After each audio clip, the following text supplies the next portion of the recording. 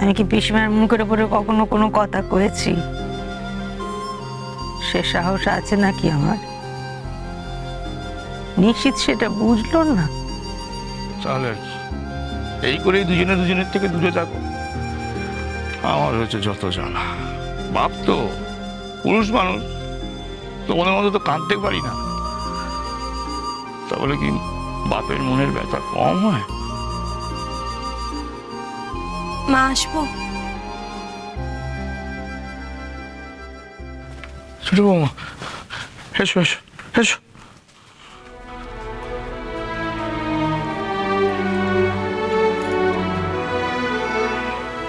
মা, মা আপনি যদি অনুমতি দেন আমি একবার নিষিদ্ধ শ্বশুরের সাথে কথা বলবো।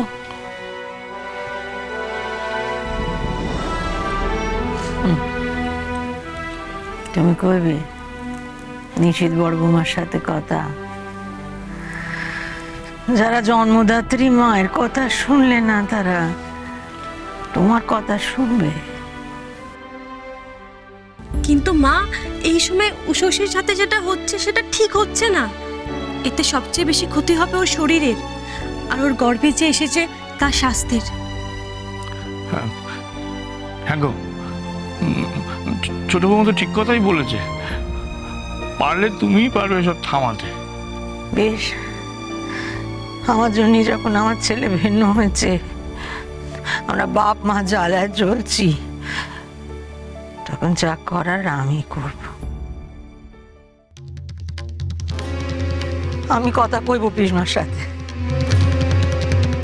যাওয়ার ধমে নেই, তাই করতে হবে আমায়। যেমন শাওরিকে সম্মান দিয়েছি, তেমন দরকারের সংসার সামলাতে তার মুখোমুখি দাঁড়াতে হবে আমাকে।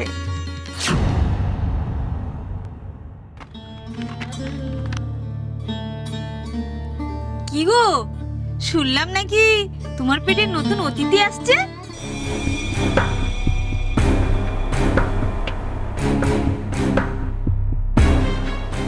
তা এই অবস্থায় তোমরা কি এখন থেকে এখানেই থাকবে নাকি ঠিক করেছো বড় বৌমা? না, এ তো ভালো কথা নয় গো।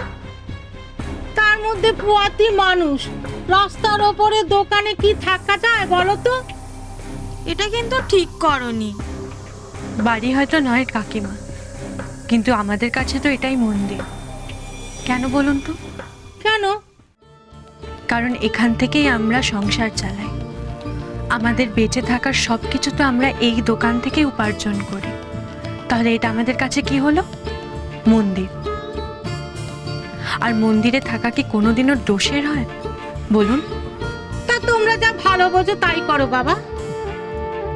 আমাদের চোখে ভালো লাগেনি তাই বলছিলাম।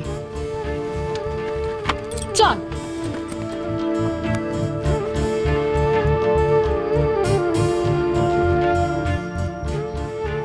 তোমার আবার কি হলো? কিচ্ছু হয়নি। নিশ্চিত মাথা ঠান্ডা করো। দোকানে মাথা গরম করতে নেই, তাহলে ব্যবসার অকল্যাণ হয় আর খদ্দেররাও কষ্ট পান। জানো না তুমি? সে তো আমি জানি, কিন্তু এরকম কথা শুনলে মাথাটা তো গরম হবেই। নিষেধ, এখন এরকম কথা আমাদের শুনতে হবে। তুমি কষ্ট পেও না, শুধু একটা কথা মাথায় রেখো, এমন কিছু বলো না যাতে মা কষ্ট পায়। মা যাই করে থাকুক না কেন, সন্তানের কোনো অধিকার নেই তার মাকে কষ্ট দেওয়ার। কি বলবো পিসিমা, হ্যাঁ এমন ছেলে না আমি আমার জন্মে দেখিনি। এমন বউ না ওটা যে মায়ের কষ্টটা পর্যন্ত তুই বুঝলি না। এই সব কিছুর পেছনে না ওই বড় বৌমার হাত আছে, আমি তো আগে থেকেই বুঝতে পেরেছিলাম। হ্যাঁ, আমিও না একদম প্রথমেই বুঝতে পেরেছিলাম বদ্দি কিরকম মানুষ। খুব স্বার্থপর, খালি নিজেরটা ভাবে আর কারোটা ভাবে না। আর মাও তেমনি, মাকে তো বদ্দি পুরো কবজা করে বসে আছে। আর মা তো বুঝতেই পারে না কে আসলে ভালো আর কে ভালো আর অভিনয় করছে।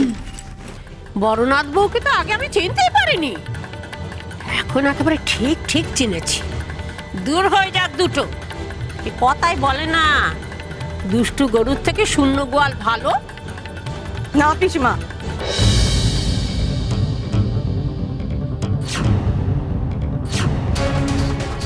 আমার ছেলে আর ছেলের বউয়ের নামে আমার সংসারে থেকে এমন কথা আপনি আর কইবেন না।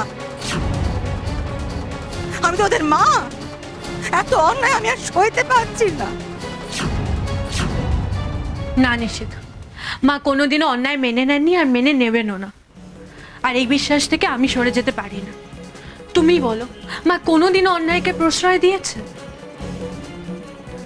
তুমি একটু ভরসা রাখো, দেখবে মা ঠিক তোমার সঙ্গে থাকবে। আমি প্রথমে তোমার মতনই ভাবছিলাম, কিন্তু এখন যাকে এইসব ভেবে আর কোনো লাভ নেই।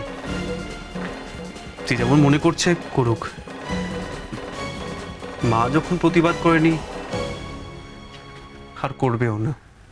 তোমারও কি ওই বড়নাথ বইয়ের দোষে ধরেছে নাকি গবার বউ? আমার সামনে দাঁড়িয়ে কথা কইছে যে। আর পিসিমা, আপনাদের সে যুগ কি আর এখন আছে? এখন হলো কি প্রতিবাদের যুগ। পিসিমা, আমার ছেলে যদি এরকম করতো না, তাহলে বাড়িতে আমি একবারে কুরুক্ষেত্র বাঁধিয়ে দিতাম। যদি অধর্ম কোথাও থাকে, তবে তো কুরুক্ষেত্র যুদ্ধ বাঁধাতেই হয় ফুলবো। আমার ছেলে আর ছেলের বউ কোনো অধর্ম করেনি, তাই তাদের সঙ্গে যদি কোনো অন্যায় হয়, সেটি তো অধর্ম।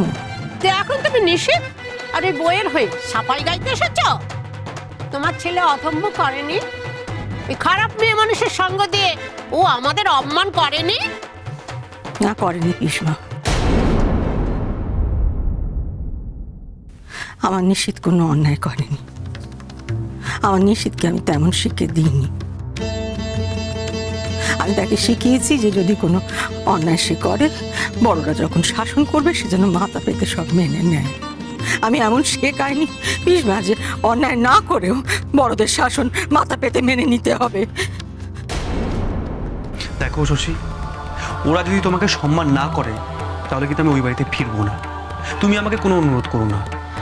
আমি হয়তো কোনো অনুরোধ করছি না তোমাকে নিষেধ। আমি জানি আমার অপমান মানে তোমারও অপমান। আমি শুধু বলছি, আমরা তো আগেও মায়ের দিকে তাকে অনেক কিছু মেনে নিয়েছি, এবারও না হয় মেনে নিলাম। নিষেধ, প্রেগনেন্সির কারণে তো আমাকে ডাক্তার দেখাতেই হবে। তখন না হয় ডিএনএ টেস্টও করিয়ে নেব। তাহলে তো পিসি ঠাকুমাও বুঝবেন উনি আমার ওপর যে অপবাদটা দিয়েছেন সেটা মিথ্যে। মা বাবারও একটা বলার জায়গা থাকবে। নিষেধ, সংসারটা আমারও। আমি চাই না সংসারে কোনো ভাঙন ধরুক। পিসিমা, আমার মনে হচ্ছে এবার সত্যি সত্যি আপনার সংসারে ভাঙন ধরেছে। নাহলে আপনার গবার বউ আপনার মুখের ওপর কথা বলছে, বড় বৌমা আপনার মুখের ওপর কথা বলছে, এরপরে তো একে একে বাকি নাত বউরাও আপনার মুখের ওপর কথা বল। মা, ও শশী আর নিষিদ্ধা আজ রাতেই বাড়ি ফিরে আসবে। আমি ওদের বাড়ি ফিরিয়ে আনবো। আবার আগুনে ঘি ঢালো না। এক্ষুনি দেখো না তুমি কেমন এ বাড়ি থেকে ঘাত ধাক্কা খাও। বদ্দিও নেই যে তোমায় বাঁচাতে পারবে। শোনো গবার বউ, কোনো অনাচার আমি মানবো না। বলে দিও সবাইকে, ওই বউকে আমি আর ঘরে তুলবো না।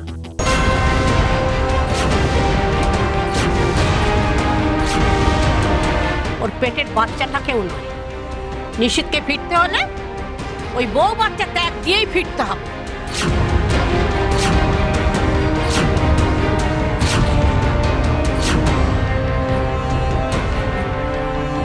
ফিরে যাব ওই বাড়িতে? কি করে? এত কিছু হয়ে যাবার পর হাসি মুখে সেগুলোকে মেনে নিয়ে ওই বাড়িতে ফেরা সম্ভব? কখনোই না। আর অবশ্যই আমি চাইও না আমার স্ত্রীর সঙ্গে, আমার সন্তানের সঙ্গে ওই বাড়ির কোনো সম্পর্ক থাকুক। আর এটাই আমার শেষ কথা। এরপর তুমি আমাকে আর কোনো অনুরোধ করো না শশী।